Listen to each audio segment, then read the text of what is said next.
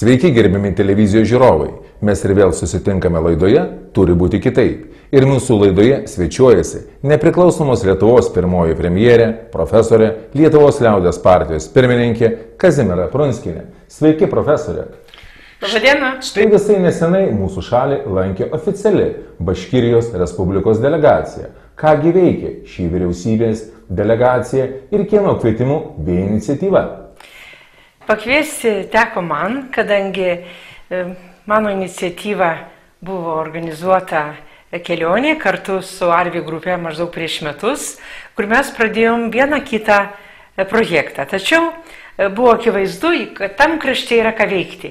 Lietuvos pramonės atstovams, Lietuvos verslininkams, ne tik tai maisto sektoriui, kuris buvo kaip pirmasis toks išskirtinis, bet taip pat ir lengvai pramoniai ir turizmui. Manau, kad galbūt ateityje netgi statybos sektoriui ir taip pat mašinų įrangos gamintojams, bet viskas, žinoma, negali vykti per vieną dieną ar netgi per vienerius metus.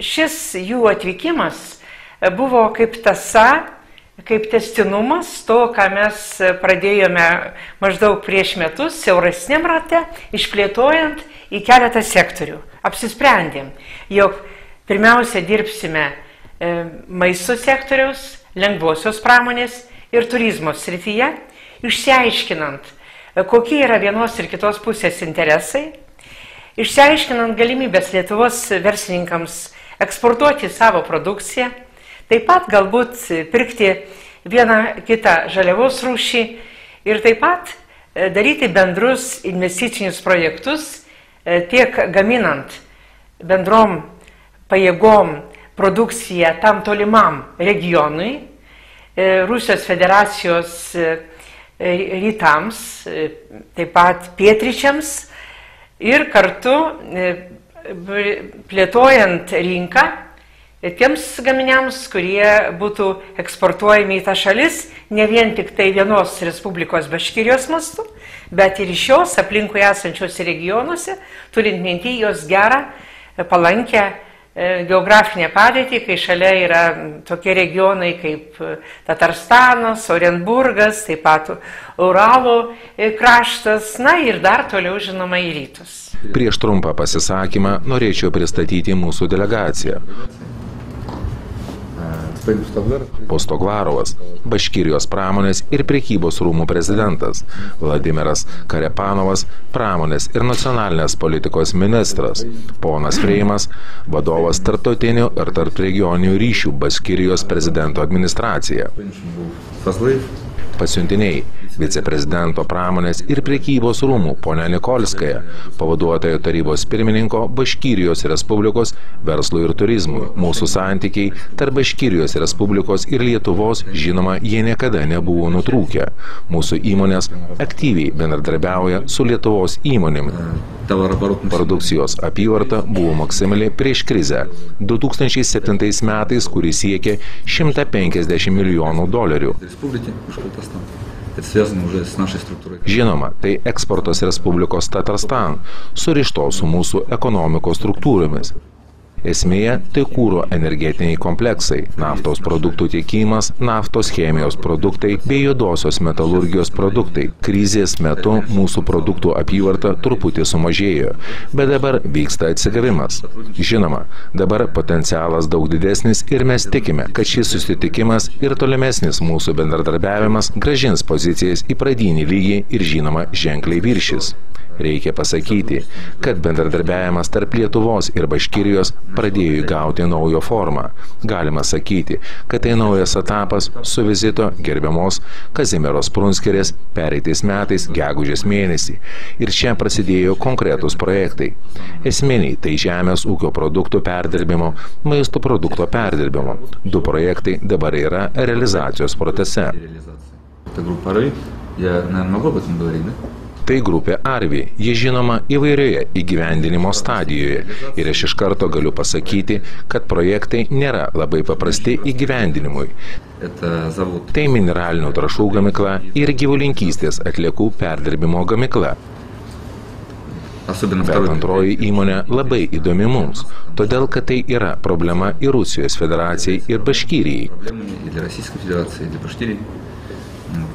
Mes tikimės, kad šis projektas bus sėkmingai įgyvendintas ir šiam momentui bus paruošti poįstatyminiai aktai ir sudarytos galimybės bendradarbiauti su privačiu sektoriumi. Laikotarpis labai suspaustas, tai 11-12 metai. Mes tikimės, kad 13 metais šis projektas bus įgyvendintas. Norisi tikėti, kad tai tik pradžia mūsų bendradarbiavimo su grupė Arvi ir kitomis Lietuvos įmonėmis. Bendrai apie Respublikos ekonomiką aš jau pasakiau, tai kuro energetinis kompleksas. Respublikos teritorijoje yra išgaunama apie 12 milijonų tonų naftos. Tai žinoma ne kaip tarybiniais laikais, kai viskas buvo maksimaliai – 45 milijonai tonų naftos. Bet naftos perdirbimo įmonės buvo pastatytos įskaitant tai, kad naftos bus visuomet daug. Ir žinoma, naftos perdirbimo įmonės buvo pastatytos taip, kad apie 40 milijonų tonų naftos Respublika gali perdirbti. Na žinoma, pirmoje vietoje pas mus ekonomikoje yra naftos produktų perdirbimas, bet taip pat yra pakankamai išvystyta ir mašinų gamyba, metalo apdirbimas, juodoji metalurgija. Mūsų dalimi yra maisto produktų gamyba ir lengvoji pramonė. Tačiau apie tai greičiausiai šio susitikimo metu kalbėsime ir šiandieną. Baškirijos prezidento administracijos vadovas Vladimir Balabanov pažymi, kad būtent po jūsų vizito Baškirijoje mūsų šalies ir Baškirijos ekonominiai santykiai suaktyvėjo, tarytum įgaudami naują kvėpavimą. Kuo tai pasireiškia? Na, pirmiausiai, iki šiol daugiausiai buvo prekybiniai ryšiai, jų mastas nebuvo didelis, kažkur tik tai apie 100 milijonų dolerių siekiantis per metus.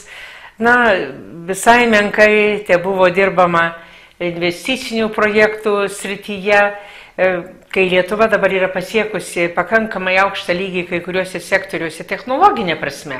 Pavyzdžiui, kad ir maisto sektoriuje, beje ir lengvojoje pramonėje ir kitose srityse, atėjo laikas, kai mūsų verslininkai gali parduoti ne tik produkciją, bet gali taip pat eksportuoti technologijas ir padidinti savo aktyvumą tose tolimesniuose kraštuose. Taigi tas naujas kvėpavimas ir yra, kad štai su Arvi grupe pradėti pirmiausia bent 2 investiciniai projektai, kurie turi nemažą perspektyvą ir kitose regionuose. Su lengvąja pramonė po šito susitikimo, kuris ilgokai buvo rengiamas, buvo ketinama važiuoti pirmiausia ten, bet jie mus aplenkė.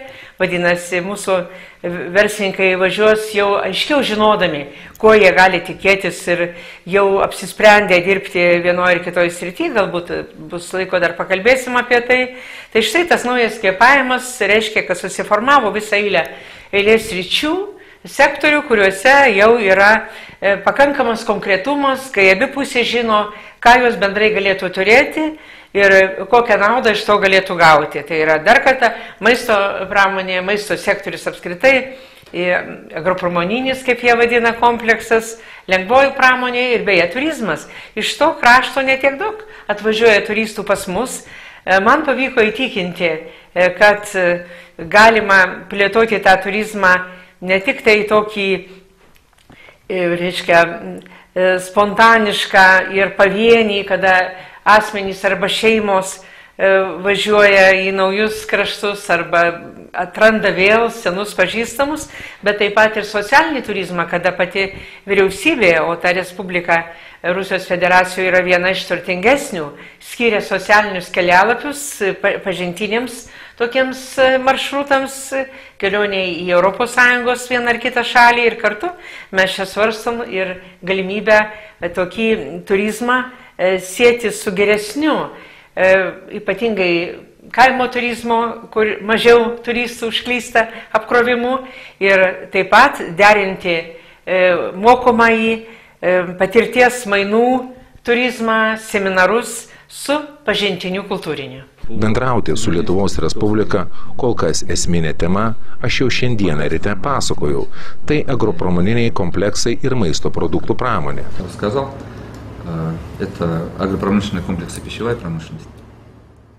Apie tai aš mažai kalbėjau, bet Baškirijos specializacija taip pat kūro energetiniai kompleksai. Pas mus 40% gyventojų gyvena kaime. Pagal esminius žemės ūkio produktus Respublika užima lyderio pozicijas. Pirmoje vietoje Rusijoje pagal pieno gamybą, nuo 2 iki 5 pagal gamybą mėsos, paukštienos ir taip toliau. Mes matome taip pat didelės galimybės ir trūkumus šiai dienai, trūkumus ir nepakankamą išvystymą modernizacijos maisto pramonėje.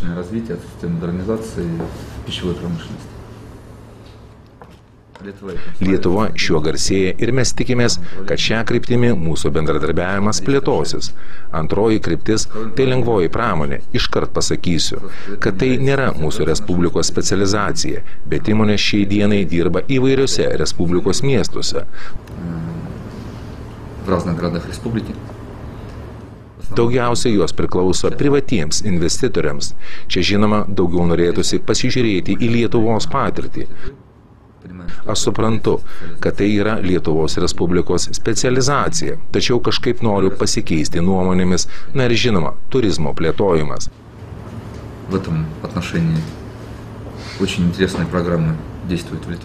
Šia kryptimi labai įdomios programos yra Lietuvoje. Tai ekologinis turizmas, kaimo turizmas. Bendrai žinome, kad šis ekonominis sektorius labai stipriai vystomas.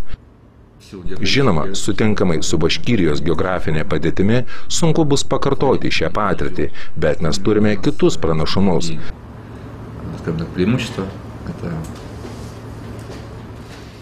Tai įvairus landšaftas, pas mus vystoma šiaurės turizmas, tai ir vystoma bei gali vystytis kalnų slidinėjimas, vandens turizmas, kalnų upėmis, arklių ir taip toliau.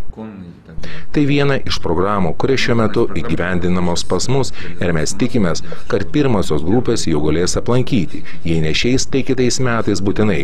Tai vystymas socialinio turizmo Respublikoje ir pirmą grupę turistų mes galėsime paleisti į Lietuvą. Pramonės ir prekybos rūmose šiandien surinkti ekspertai.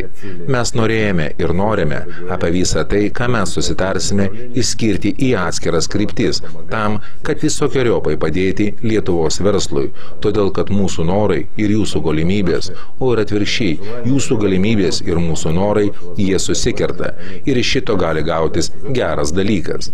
Na ir taip pat mūsų planuose pramonės ir prekybos rūmų nariams organizuoti išvykas ieškant technologijų, investicijų. Tai yra, mes planuosime per pramonės prekybos rūmus visą šitą organizuoti, atvažiavimą čia, suinteresuotų mūsų verslininkų tam, kad pažinti visą tai, ką jūs čia turite, susipažinti su jūsų kompetencija.